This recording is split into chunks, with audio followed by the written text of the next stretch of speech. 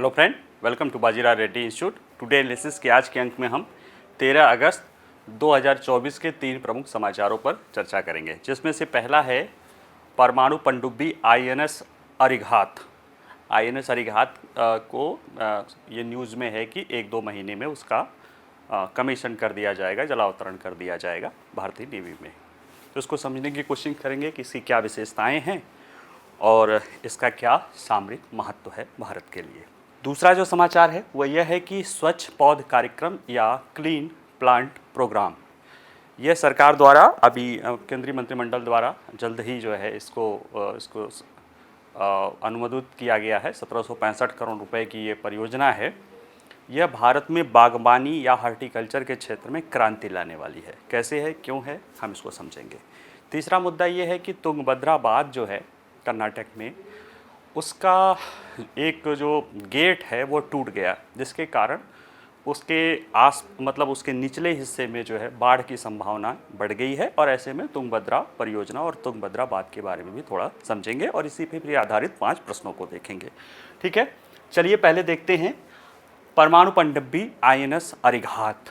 संस्कृत में अरिघात का होता है अर्थ दुश्मनों का विनाश करने वाला। और यह जो है इसके पहले जो भारत में चालू जो है अभी भारत की एकमात्र परमाणु पनडुब्बी है आईएनएस अरिहंत, ये उसी क्लास की है और आने वाले समय में ये उसके साथ भारत की जो है समुद्री सुरक्षा को ये मजबूत करेगी। ठीक है, आइए ज़रा इसके हम बारे में डिटेल में समझते हैं कि चर्चा में क्यों है। तो देखिए, एक समाचार था कि भारतीय नौसेना को लेकर 2, खासतौर से न्यूक्लियर पनडुब्बी को लेकर 2 न्यूज़ है। एक, भारत की दूसरी न्यूक्लियर पनडुब्बी, उसको कहते हैं न्यूक्लियर जो है सबमरीन बैलिस्टिक लॉन्च जो है बैलिस्टिक लॉन्च सबमरीन या SSBN जिसे बोलते हैं, उसको 1 या 2 महीने में, अनुमानतः 2 महीने में सूत्र बताते हैं कि उसे कमीशन किया जाने वाला है। और ये पूरी तरह से इसकी टेस्टिंग हो गई है और ये आईएनएस अरिहंत का स्थान लेगा। दूसरा जो महत्वपूर्ण मुद्दा है कि सरकार इसी तरह की 6 और परमाणु पनडुब्बियों को निर्माण से जुड़ी एक परियोजना को सरकार ने हरी झंडी दे दी है, जिसके कारण निश्चित रूप से भारत अपने ब्लू वाटर पावर को स्ट्रेटेजिक रूप से, रणनीतिक रूप से प्राप्त करने को लेकर जो है एक महत्वपूर्ण कदम ये बढ़ा रहा है। जरा सा हम समझे कि इसकी कमीशनिंग, आईएनएस अरिघात की कमीशनिंग के बारे में। तो देखिए, भारत की दूसरी स्वदेश निर्मित SSBN या इसको आप submarine ballistic missile launch submarine बोलते हैं, आईएनएस अरिघात वर्तमान में भारतीय नौसेना की आवश्यकता के अनुसार परीक्षण और उन्नयन के अंतिम चरण में है और इसे जल्द ही आधिकारिक तौर में सेवा में शामिल कर दिया जाएगा। और एक बार कमीशन हो जाने के बाद आईएनएस अरिघात भारत की परमाणु पनडुब्बियों के बढ़ते बेड़े के हिस्से के रूप में आईएनएस अरिहंत के साथ शामिल हो जाएगा, जो कि 2016 में कमीशन किया गया था। तो यानी अभी एकमात्र परमाणु पनडुब्बी है हमारी आईएनएस अरिहंत। उसी क्लास की ये आईएनएस अरिघात को अभी जल्द ही उम्मीद है कि 1-2 महीने, 3 महीने में ये भारतीय जो है नौसेना में शामिल हो जाएगा। और इस तरह से भारत के जो न्यूक्लियर सबमरीन की जो क्षमता है उसको काफ़ी इन्हांस कर सकता है। ठीक है, जहाँ तक थोड़ा सा ब्रीफ बता दें इससे आउट ऑफ कि हम न्यूक्लियर सबमरीन की ज़रूरत क्यों पड़ती है, क्योंकि देखिए मेनली उसकी भूमिका जो है न्यूक्लियर ट्रायड को पूरा करने की। न्यूक्लियर ट्रायड क्या होता है? ज़मीन से छोड़ने में, आकाश से छोड़ने में और पानी में छोड़ने में। साथ ही में न्यूक्लियर ट्रायड के साथ ये भी जुड़ा है कि हमें सेकेंड स्ट्राइक पावर देना होता है। देखिए, भारत परमाणु शक्ति संपन्न है, यानी भारत के पास परमाणु बम है। और भारत ने जैसे ही अपना परमाणु बम परीक्षण किया था उसके बाद स्वेच्छा से घोषणा कर दिया था कि भारत फर्स्ट स्ट्राइक नहीं करेगा, यानी कि वह ऐसे किसी भी देश पे परमाणु हमला नहीं करेगा जिसने भारत पे परमाणु हमला करने की या न किया हो। ऐसे में अब ये जरूरी बन जाता है कि भारत के पास इतनी क्षमता हो कि अगर कोई देश परमाणु हमला करे तो उसको रोक भी सके, और अगर बाय द वे हो भी जाए तो हमारे पास इतनी कैपेसिटी रहे कि हम उस देश को इतना बर्बाद कर दें कि वो पहले हमला करने के पहले डरे।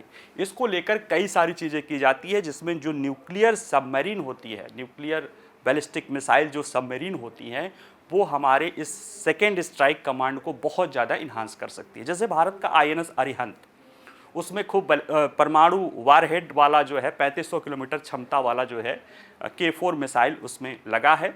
और वो न्यूक्लियर चूँकि पावर से चलती है, एक बार वो ईंधन लेने के लिए आई, इसके बाद वो सालों करीब एक साल भर के आसपास जो है वो सागर के तल के नीचे कहीं भी छुपी रह सकती है, जिसके बारे में हमें पता नहीं होता है। न वो आवाज़ करती है या बहुत कम आवाज़ करती है, जिसके कारण उसकी स्टील्थ क्षमता या छुपी हुई रहने की क्षमता बहुत ज़्यादा हो जाती है।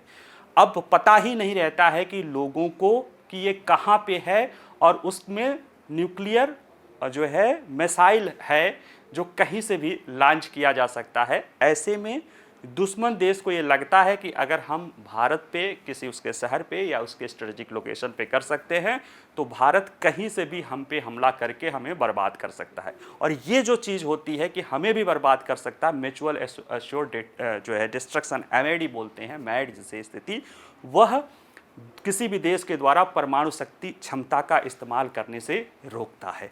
और उसमें कहीं ना कहीं जो न्यूक्लियर कैपेबल सबमरीन होती हैं वो महत्वपूर्ण भूमिका अदा करती है। भारत के पास पहले हमने रूस से लिया था अकुला श्रेणी का, उसको हम INS चक्र के रूप में करते थे, हालांकि हम उसको वापस कर दिए हैं क्योंकि हमारे पास अब खुद का INS अरिहंत हो गया है।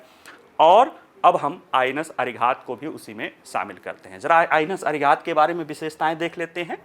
तो देखिए, INS अरिघात अरिहंत श्रेणी की दूसरी पनडुब्बी है जो अपने पूर्ववर्ती INS अरिहंत के ही समान है, ठीक है। और भारत को ये जो परमाणु ऊर्जा से चलने वाली पनडुब्बियों वाले देशों की कुलीन श्रेणी में ये शामिल करती है। कौन शामिल किया था? INS अरिहंत जो थी उसने भारत को न्यूक्लियर पावर्ड सबमरीन के क्लास में लाके शामिल कर दिया, जो कुछ ही देशों के पास है। सही माने में देखा जाए तो वैसे तो चीन के पास भी कहा जाता है अन्य देशों की, लेकिन सही मामले में अमेरिका और रूस के पास ही है जहाँ तक न्यूक्लियर पावर्ड सबमरीन। चीन के पास है वो उतना स्टील्थ नहीं है, और भारत के पास उसी श्रेणी की एक अरिहंत है, और हम अरिघात जो है ये नया हम इसी श्रेणी का बनाएंगे। इसका जैसे अरिघात का अर्थ ही होता है कि दुश्मनों का नाश करने वाला, तो ये परमाणु पनडुब्बी बेजोड़ प्रतिरोध के साथ अपने समुद्री हितों की रक्षा करने की भारत की प्रतिबद्धता को बताता है। इसके बारे में अगर थोड़ा और डिटेल में जाने तो इसमें 4 लॉन्च ट्यूब है।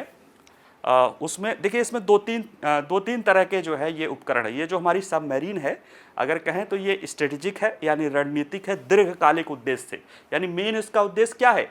सेकेंड हैंड कमांड या ज़रूरत पड़ने पर सेकेंड स्ट्राइक वाला जो कमांड है उसके लिए, उसको लेकर इसमें 3500 किलोमीटर की जो है ballistic missile, 4 ballistic missile K4 नाम से जो है submarine launch ballistic missile K4, जिसका रेंज 3500 किलोमीटर है, न्यूक्लियर कैपेबल मिसाइल है, उसको ये छोड़ने में सक्षम है।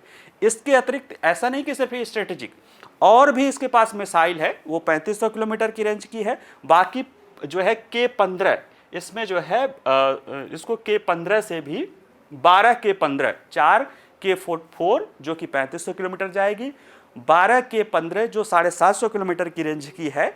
वैसे तो नॉर्मल अस्त्र ले जाती है, लेकिन इसमें परमाणु वारहेड भी लगाया जा सकता है, वो भी ये लॉन्च कर सकती है। इस दृष्टि से देखा जाए तो ये स्ट्रेटेजिक है, यानी कि ये युद्ध में कोई दीर्घकालीन उद्देश्य प्राप्त करना है। लेकिन ऐसा नहीं है कि सिर्फ ये स्ट्रेटेजिक है, ये टैक्टिकल उद्देश्य से भी है। इसमें टारपीडो भी है, इसमें और भी कई सारी चीज़ें हैं, जैसे जिसके कारण ये हमारे रणनीति जो है टैक्टिकल या युद्धकालीन जो है या एंटी टारपीडो वाली जो युद्धकालीन परिस्थितियां हैं उससे भी ये लड़ने, उसमें भी ये सक्षम है हमारी ये मिसाइल, ठीक है। इसमें इसकी जो एक विकास का और मुख्य पहलू है कि यह 96% तक हमारे स्वदेश निर्मित है।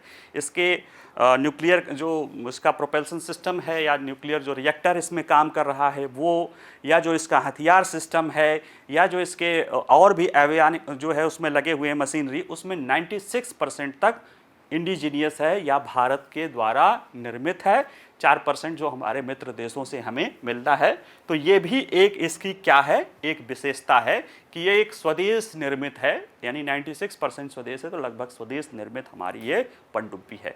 अगर हम इसके स्ट्रेटेजिक महत्व को देखें तो देखिए, भारत समुद्र में जैसे इंडो पैसिफिक की बात आ रही है, और भारत को इंडो पैसिफिक क्षेत्र में यानी हिंद महाप्रशांत क्षेत्र में प्रमुख शक्ति के रूप में माना जाता है।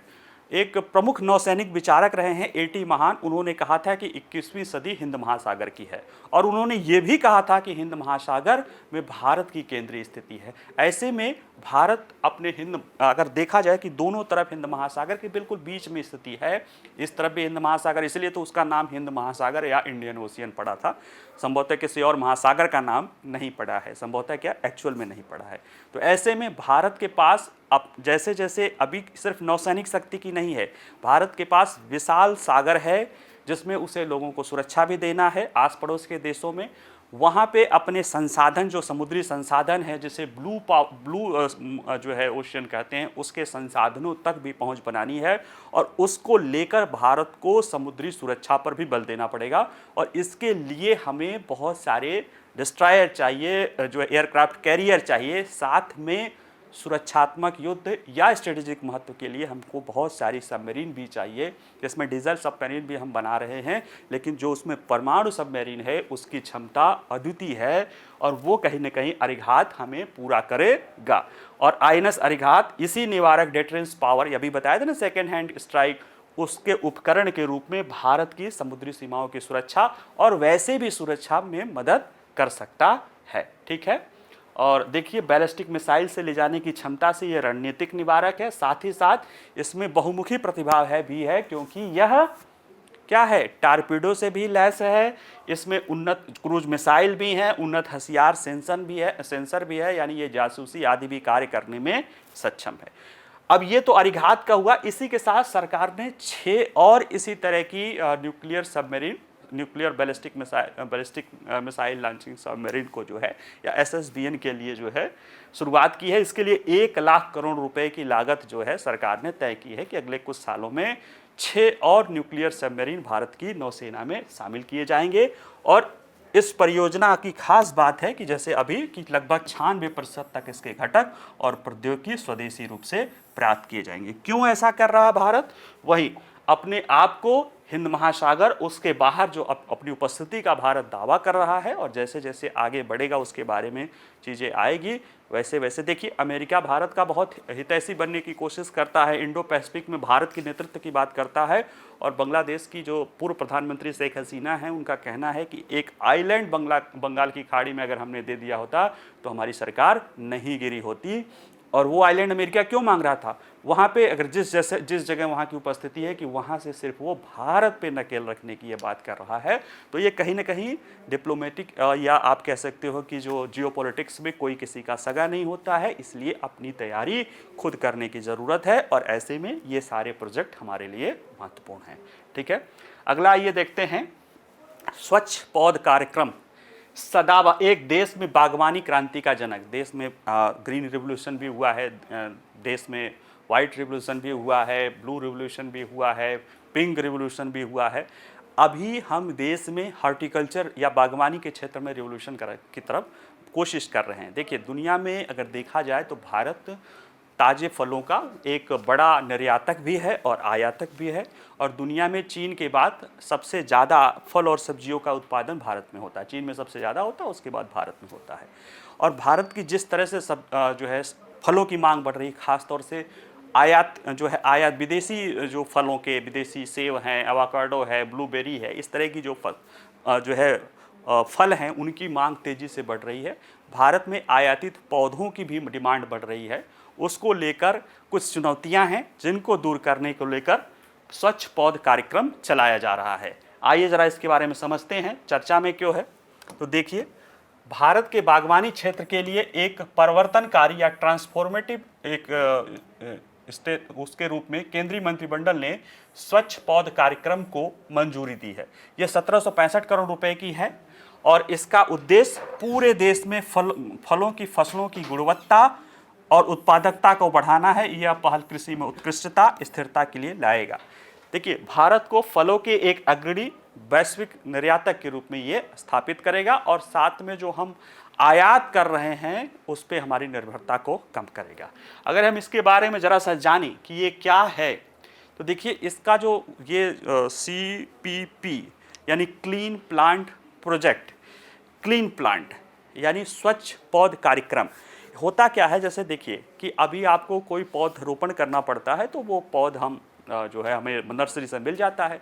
उसमें भी कई सारे वायरस हैं, कई सारी समस्या रहती है जिसको उसको लेकर चुनौती है, लेकिन खैर फिर भी आंतरिक स्तर पे जो हमें पौध है वो हमें मिल जाता है। लेकिन भारत में बहुत सारे विदेशी फलों की मांग तेज़ी से बढ़ रही है हॉर्टिकल्चर के क्षेत्र में, जैसे कि विदेशी सेब है, एवोकाडो है, ब्लूबेरी है, और भी बहुत सारी जो फलों की प्रजातियां हैं जिनकी धीरे धीरे भारत में मांग बढ़ रही है, और ये भारत के किसानों के लिए भी होगा। लेकिन अब क्या है कि उनको पौधों को लगाने के लिए जो हमें पौध चाहिए वो अगर हम आयात करते हैं तो उसे कम से कम 2 साल तक उसको कि वायरस या कुछ इस तरह की चीज़ें न लाए या हमारे वातावरण को दुष्प्रभावित न करे, 2 साल तक कम से कम उसे आप कह सकते हो कि प्रोटेक्ट करके रखना पड़ता है, जिसके कारण आयातित जो है पौधे हैं उनको मंगाना बड़ा मुश्किल हो जाता है या उसमें समय ज़्यादा लगता है। तो भारत चाहता था कि कुछ ऐसा किया जाए जिसमें भारत के किसानों को तेज़ी से आयातित पौधे जल्दी से जल्दी मिल सकें, गुणवत्तापूर्ण पौधे मिल सकें जिसमें कोई वायरस या इस तरह की कोई चुनौती न रहे, ताकि भारत में फलों के उत्पादन को बढ़ाया जा सके और निर्यात को भी बढ़ाया जा सके। और जो आयात हम कर रहे हैं, अगर हम कोई फलों का आयात कर रहे हैं, अगर उसके पौधे हमारे यहाँ मिल जाएंगे तो हमें आयात नहीं करना पड़ेगा, और साथ ही साथ हम उत्पादन बढ़ा के उसका निर्यात भी करेंगे। इसको लेकर जो है ये मेन आया है, इसमें 3 मुख्य घटक हैं।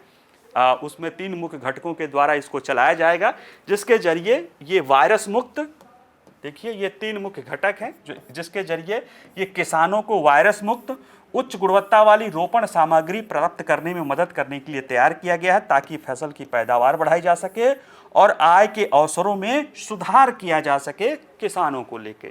अगर हम इसको समझें और डिटेल में कि इस कार्यक्रम को भारतीय कृषि अनुसंधान परिषद ICAR द्वारा इसको राष्ट्रीय बागवानी बोर्ड के सहयोग से इसे चलाया जाएगा। और ये जो मिशन है, मिशन क्या है? Clean plant project. इसे मिशन लाइफ और वन हेल्थ स्वास्थ्य के लिए है, मिशन लाइफ है इन्वायरमेंट के लिए, यानी लाइफ स्टाइल फॉर इन्वायरमेंट के साथ समायोजित करके भारत में बागवानी क्षेत्र में बड़े स्तर पर बढ़ावा देने का इसका उद्देश्य है। ये टिकाऊ और पर्यावरण उन्मूल कृषि को बढ़ावा देगा, साथ ही आयातित रोपण फसलों की जो मांग है उसको भी पूरा करने में ये मदद करेगा। इसके जो कैसे क्रियान्वयन होगा, यानी अभी देखे थे कि इसके 3 घटक हैं। तो पहला घटक ये है कि CPC क्लीन प्लांट सेंटर स्थापित किया जाएगा। ये CPC पूरे भारत में 9 CPC की स्थापना की जाएगी, जहां पे आयातित पौधों को पहली बार लाया जाएगा और उन्हें वहां पे संरक्षित किया जाएगा, और वहां से फिर मदर प्लांट जो है अन्य नर्सरियों को दिया जाएगा। वो इसके दूसरे घटक के रूप में है, वो है अवसंरचना ढांचा, यानी जो 9 CPC है वहाँ से जो मदर प्लांट आएगा उनको कई गुना तेज़ी से फैलाने के लिए पूरे देश भर में नर्सरियों का इंफ्रास्ट्रक्चर डेवलप किया जाएगा, जहां से तेज़ी से गुणवत्तापूर्ण वाले पौधे किसानों को उपलब्ध कराएं। अब ये सब चीज़ें तो ठीक है, लेकिन इसमें क्या होता है कि किसानों को सही गुणवत्तापूर्ण पौधे मिले, इसको लेकर जो नर्सरी है या जो पौधे हैं उनका प्रमाणन हो, उसके लिए भी एक कानूनी ढांचा तैयार किया जाएगा, ताकि किसानों को जो पौधे मिले वो विषाणु रहित मिले, उच्च गुणवत्ता वाले मिले। ताकि देखिए, फसल है, आपने बीज लगाया, फसल हुआ, 1 साल बाद हुआ या 6 महीने 4 महीने में पता हुआ, खराब हुआ, जो भी हुआ। लेकिन जो हॉर्टिकल्चर, उसकी समस्या ये है कि आप अगर कोई पौधा लगाते हैं तो पहले तो वो लगा के 2-3 साल बाद वो फल देना धीरे धीरे शुरू करेगा, तब जाके पता चलता है कि वो फल की गुणवत्ता है या नहीं है। ऐसे में पूरा किसान का 4 से 5 साल, और इसमें खर्च भी लगता है। इसलिए गुणवत्तापूर्ण पौधों का होना बहुत ज़रूरी है, जो कहीं न कहीं ये इसके 3 चरणीय अपने घटक के जरिए इसको पूरा किया जाएगा। स्वच्छ पर्यावरण या पौध कार्यक्रम की ज़रूरत क्यों पड़ी? भाई देखिए, ज़रूरत इसलिए पड़ी क्योंकि हमें भारत के बारे में देखा जाए तो भारत जो है चीन के बाद दुनिया में सबसे ज़्यादा फल या सब्जियों का उत्पादक भी है। और इसको हम, अगर चीन अभी सबसे ज़्यादा है तो हम चीन से ज़्यादा क्यों ना हो जाए, पहली बात। दूसरा है कि हम जो है अगर देखा जाए तो हम तेज़ी से बागवानी फसलों की संख्या भी हमारे यहाँ बढ़ रही है। यानी 2013-14 से 23-24 यानी पिछले 10 सालों में बागवानी फसलों के अंतर्गत, जैसे 2013-14 में 2 करोड़ 40 लाख हेक्टेयर में हॉर्टिकल्चर हुआ था, और 2023-24 में ये 2,86,30,000 हेक्टेयर हो गया, यानी खेत की भी संख्या बढ़ी, क्षेत्रफल भी बढ़ा, उत्पादन भी बढ़ा। 27,74,00,000 टन से बढ़ के 35,20,00,000 टन उत्पादन हो गया। इसके बावजूद भी भारत जो है बड़े पैमाने पर ताजे फलों का अभी भी प्रमुख आयातक है, हालांकि निर्यातक भी है लेकिन आयातक भी बना हुआ है। देखा जाए तो पिछले साल भारत ने 1.15 अरब डॉलर, यानी अगर गुणा करेंगे रुपए में तो लगभग 10,000 करोड़ रुपए का हमने निर्यात किया था फल। बहुत अच्छी बात है, लेकिन हमने 2.73 करोड़, यानी अगर इसको देखा जाए तो 20,000 करोड़ से ज़्यादा का हमने आयात किया था। और ये आयात क्या कर रहे थे, ज़्यादातर हम विदेशी फल कर रहे हैं जिनकी मांग तेजी से बढ़ रही है। ऐसे में हम अगर देखें कि फलों की बढ़ती खपत है, विशेष रूप से विदेशी फलों की, जैसे विदेशी सेब है, एवोकाडो है, ब्लूबेरी है, लेकिन इनकी जो रोपण सामग्री है उसको लेकर किल्लत है। किल्लत क्या है कि पौधों के आयात की प्रक्रिया बहुत बोझिल है। आयातित पौधों को 2 साल तक संरोधक में रखना पड़ता है। ऐसे में हमें अगर अब इसको इस्तेमाल कर लें, यानी कि क्लीन प्लांट प्रोजेक्ट के जरिए सरकार जो CPC बनाएगी, क्लीन प्लांट सेंटर, उसमें सिर्फ 6 महीने ही हो जाएगा। जो 2 साल तक था उसको 6 महीने ही हो जाएगा।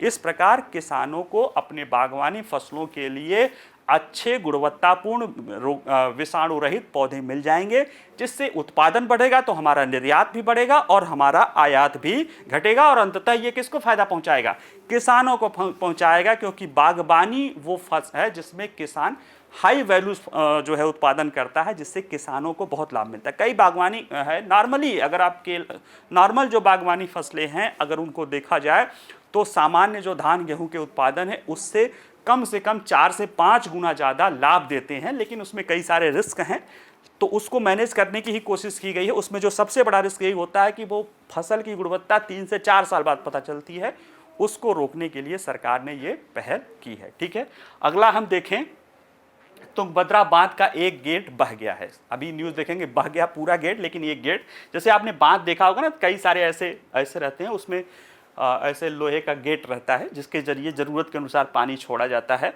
उसमें से ये गेट नंबर 19वां यहाँ पे आप देखेंगे, वह उसका चैन सहित ज़्यादा बारिश हुई और पूरा वो बह गया। अब वो बह गया तो उससे और ज़्यादा पूरा बांध न बह जाए, क्योंकि पानी वहाँ बहुत तेज़ी से बहता है, इसलिए वहाँ पे पूरे जो है बांध के सारे गेट, मतलब 32 गेट है, उसमें से 5 गेट छोड़ के सारे गेट खोल दिए गए, ताकि तेज़ी से पानी बह के बांध के पानी का जलाशय कम हो सके। लेकिन जब तेज़ी से पानी छोड़ा जा रहा है तो नीचे बाढ़ का भी संकट उत्पन्न हो गया है, इसलिए पूरा तुंगभद्रा जो है परियोजना ही चर्चा में हो गई है। आइए ज़रा हम इसके बारे में देख लेते हैं कि चर्चा में क्यों है।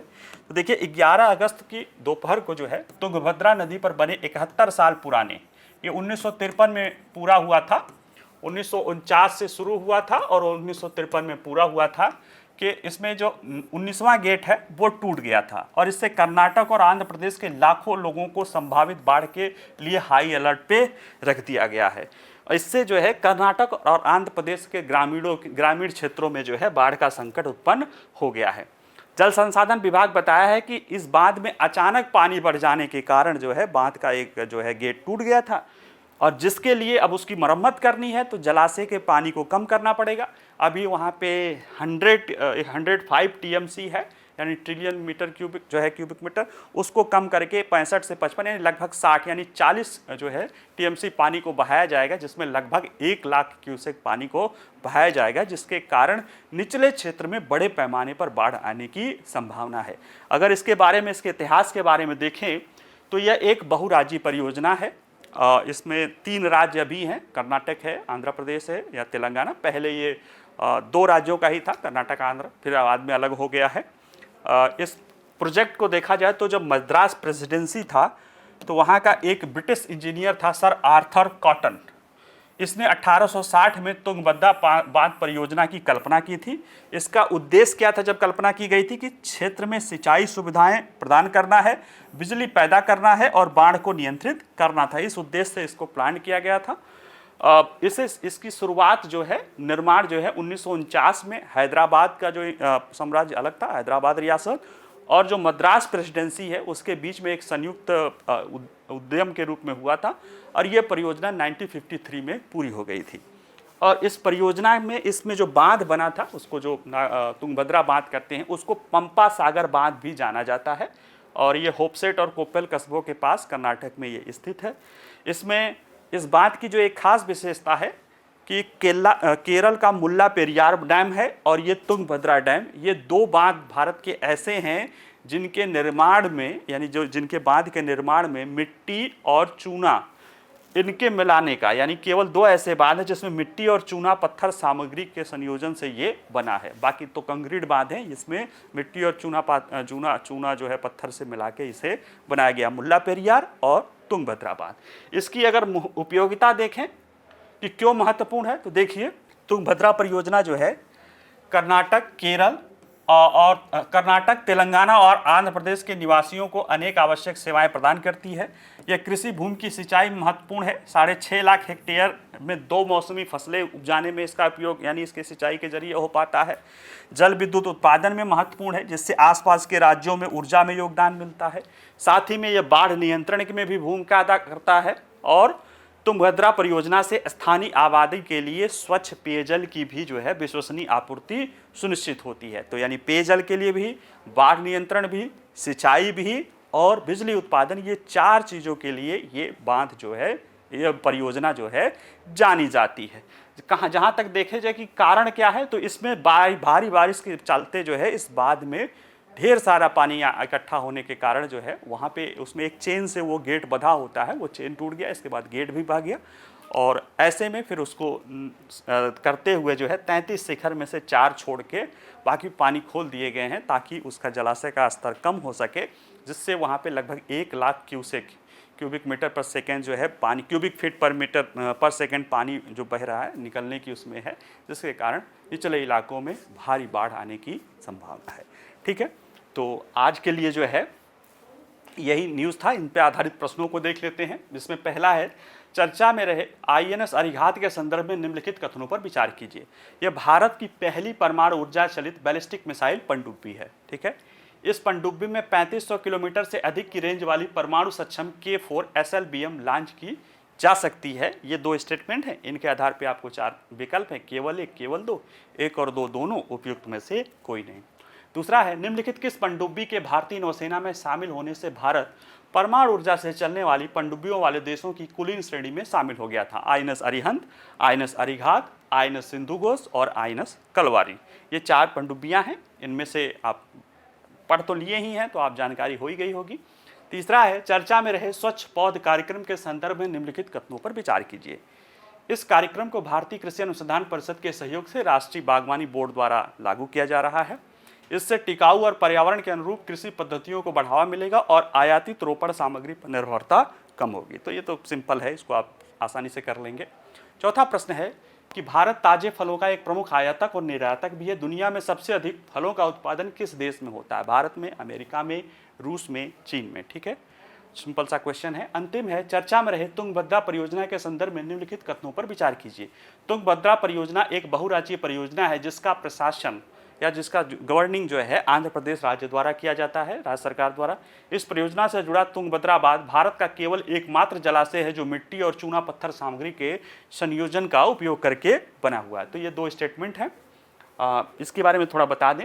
ये देखिए, तुंगभद्रा परियोजना एक बहुराज्यीय परियोजना है जिसका प्रशासन कर्नाटक राज्य द्वारा किया जाता है। ठीक है, दूसरा तो यानी पहला स्टेटमेंट गलत हो गया। दूसरा है, इस परियोजना से जुड़ा तुंगभद्रा बांध भारत का केवल एकमात्र नहीं, ये दूसरा है, 2 जलाशय हैं एक इस तरह से, एक मुल्ला पेरियार और दूसरा तुंगभद्रा, जो मिट्टी और चूना पत्थरों के इस्तेमाल से बनाए गए हैं। अतः ये देखा जाए तो ये दोनों विकल्प गलत हैं, यानी इसका आंसर डी है। बाकी के आंसर आसान है, आप कर ही लीजिएगा।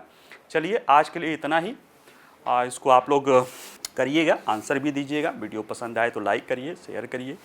कोई प्रश्न हो तो भी पूछ सकते हैं। बाकी तैयारी करते रहिएगा। नमस्कार, धन्यवाद।